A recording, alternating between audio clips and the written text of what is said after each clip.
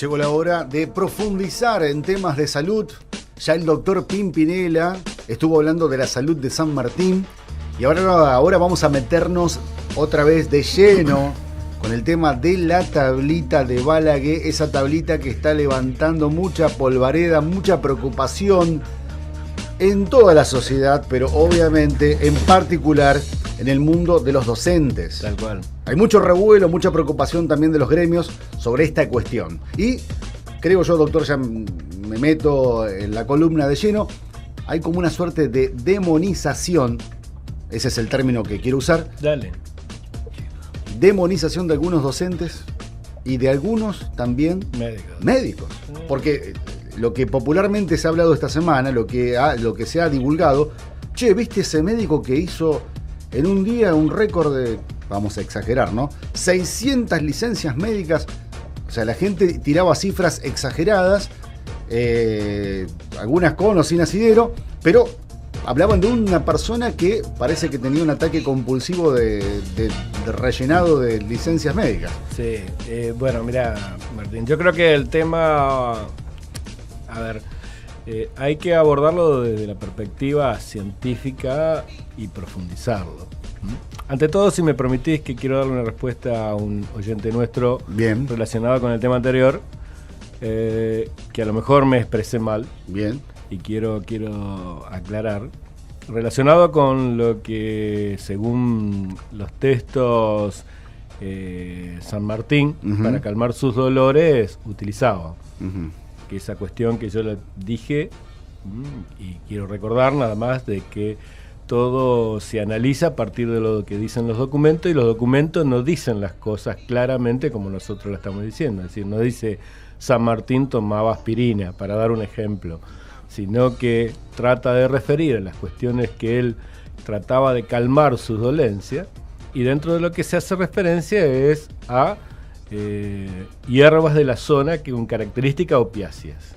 En la zona donde, entonces a partir de ahí empieza lo que uno empieza a deducir, y que hoy, para colmo, es decir, tal cual lo hemos dicho cuando hoy comenzamos el programa, vengo justamente de esa zona, vengo de la quebrada Humahuaca, donde caminás y cada 5 pasos hay alguien que te ofrece para que compres, se vende libremente la hoja de coca, el caramelo de coca, para tomar té de coca, y tal cual yo lo dije, esto no es ser un drogadicto que está drogándose con coca, no, para nada, porque al contrario, esto está permitido, porque si no, no se podría vender.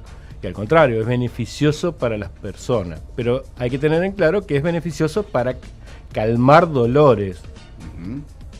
Es decir, esta cuestión, y aparte en el altiplano, el apunamiento, los síntomas principales como es el dolor de cabeza, esto los calma, pero perfectamente, estos té de coca o mascar coca, es decir, cosas que desde las tribus indias siempre se utilizó. Entonces, probablemente la inferencia que nosotros hemos hecho, de acuerdo a los documentos, es que esto utilizaba para calmar sus dolores, como es una hierba para calmar dolores, desde esa perspectiva la utilizó San Martín, y no que San Martín era un drogadicto de cocaína. Es decir, para ser totalmente claro en esta cuestión de lo que hemos expresado, tratando de interpretar los documentos médicos que hay relacionado con el tema. Perfecto. Con respecto al otro tema de la tablita. La tablita de Balaguer. Que si bien de alguna manera hicimos una figuración con la tablita de Moisés, sí quiero respetar las ideas también religiosas para que no se malinterpreten, sino que es simplemente de que no se puede simplificar todo un problema tan complejo de la salud de los trabajadores en una tablita.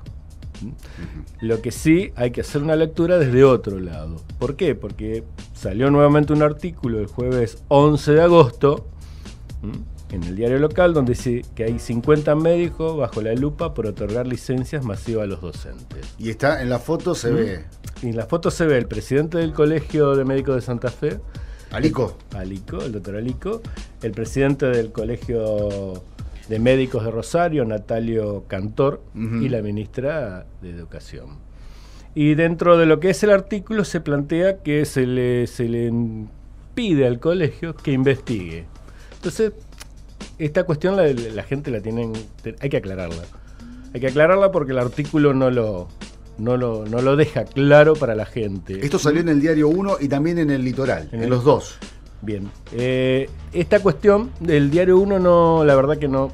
Una foto, no tengo idea. Casi la misma foto, bueno. Y la referencia y la problemática es la misma. O sea, acá hay una intención, me parece a mí, deliberada de instalar este tema. Por eso utilicé el término demonización. Tal cual. De algunos docentes y de algunos médicos. Salió el Tal mismo cual. día, la fotito parecida. La intención es instalar el tema en la sociedad y generar una preocupación. Por eso te dije que vamos a hacerlo tipo tema debate. Bien. Y vamos a agregar otro condimento más. El día 12 de agosto, Ajá. el día posterior, Sí. sale un artículo editorial del diario relacionado con el mismo tema. Ajá. El Diario Litoral saca. Ajá, claro, justamente en la editorial posterior, el Ministerio de Educación detectó 50 profesionales que otorgan licencias médicas de manera sospechosa, título más grande todavía, abusos y complicidades en la trama del Estado. Y agrega abajo, resaltado, a esta altura de las circunstancias, resulta evidente que los abusos se multiplican en cada uno de los poderes del Estado provincial. Sí. Ya lo hizo más sí, grande. Porque sumó al Poder Judicial. Ajá. Fíjate la frase que pone este editorial. Sí. Dice, este tipo de situaciones excede al Poder Ejecutivo. A fines de junio pasado, el Colegio de Abogados de Santa Fe solicitó a través de un documento dirigido a la Corte Suprema de Justicia de la provincia que se tomen las medidas necesarias para que las licencias otorgadas a empleados judiciales fueran de los recesos de verano y de invierno sean realmente por causas fundadas. O sea que entonces no son solo los docentes. Aún más. O sea que el problema de lo que se llama ausentismo no es una, digamos, propiedad exclusiva de los docentes. Tal cual. Sino que aparentemente se trata de dimensionar el tema hacia la cuestión de que esto es un abuso de un instrumento y que ese abuso está pergeñado por los médicos y por los docentes que se asocian para poder lograr este abuso. Lo llamativo de todo esto es que si hay los casos detectados, es que el Colegio de Médicos no es el ente de investigación. Ajá, primero. Paso 1. Primero. ¿Por qué? Porque quien debe investigar si hay un delito, porque ahí es a donde quiero apuntar la cuestión. Si hay un médico que otorga un documento falso, como se plantea acá en el artículo, o si hay 50 médicos sospechados, tal cual, pero también acá se plantea en el mismo artículo de que puede ser de que no sea médico quien provee este documento. Independientemente, esta figura está en el Código Penal. Y esta figura se llama usurpación de títulos y honores. Usted dice que puede Por haber. lo tanto, al ser tipificado en el Código Penal, es la justicia la que tiene que investigar esto. Y no el Colegio de Médicos. Usted dice que, por ejemplo, puede ser, hay un secretario, tiene el sello del doctor tal, pone el sellito a un amigo y le da la licencia. ¿También puede ser eso? Es lo que está acá puesto en el artículo. Ajá. Que sean no médicos, por esta cuestión de lo que vos planteabas, que eran 2.000 certificados hechos por una mismo profesional. Ajá, 2.000. 2.000. Eso es lo que dice 2.000. el artículo. Y en diferentes lugares donde plantean que sería imposible materialmente ir de un lado hacia el otro. Entonces, esto tiene un nombre desde el punto de vista médico-legal y se llama documento médico falso. Si hay un documento médico falso, sea porque están en asociación tanto el médico como el trabajador, en este caso el docente, ese documento es falso. Bien, hay que ir a la justicia. A la justicia. Decir, señores, acá tenemos un documento médico falso, que actúe la justicia, sospechado que investigue, de ser falso, ¿no? Por supuesto, sospechado obviamente. de ser falso. Para eso están los fiscales. Para eso está la Fiscalía de Investigación. Entonces, el fiscal tiene que investigar y decir, bueno, a ver, si es cierto o no es cierto que este documento es falso. Yo coincido con usted. Para mí hay una puesta en escena, porque también lo que uno puede pensar es qué injerencia tiene la ministra de Educación en estos asuntos, porque tranquilamente la ministra se ocupa de cuestiones, hablando estrictamente, educativas. O sea, de política educativa. De política educativa. Esto ya excede la cuestión educativa porque se vincula, ¿no?, con lo educativo, pero va más para el lado de la salud laboral. Hasta se podría haber ocupado el ministro de Hacienda de este asunto, preocupado porque, no sé, los números de los reemplazos que se van generando a partir de las licencias médicas son preocupantes. Tal cual. Pero por eso me pregunto también hasta qué punto la injerencia de la ministra, ¿no? Y fíjate que es un tema tan complejo porque a su vez va complejizándose con un montón de otros temas. Porque, por ejemplo, si yo soy funcionario y soy testigo de un delito y no lo denuncio, que podría ser esto, es incumplimiento de los deberes. Porque mi obligación como funcionario es denunciar un delito. Fíjate las figuras que podrían llegar a ser en estas circunstancias, ¿no es cierto? Pero más allá de esto, también quiero darle una mirada desde lo que siempre planteamos los temas de esto relacionado con la salud y con la prevención. Acá se está planteando un tema que desde el punto de vista científico se llama controlar el ausentismo. Que realmente es un tema que cuando nosotros vamos a los congresos internacionales, y esto yo ya lo he dicho, nos plantean que cómo controlar el ausentismo. El ausentismo es una cuestión desde el punto de vista epidemiológico de datos para estudiar una población. Es decir, bueno, en nuestra población de trabajadores el 20% le duele en la columna, lo voy a pasar rápidamente para que lo entienda la gente, el 20% le duele la columna, el 10% le duele la cabeza, el 2% tiene diabetes. Para eso es la cuestión de decir, bueno, esta población está afectada por estas enfermedades o tiene este tipo de patologías, para estudiarlo desde esa perspectiva.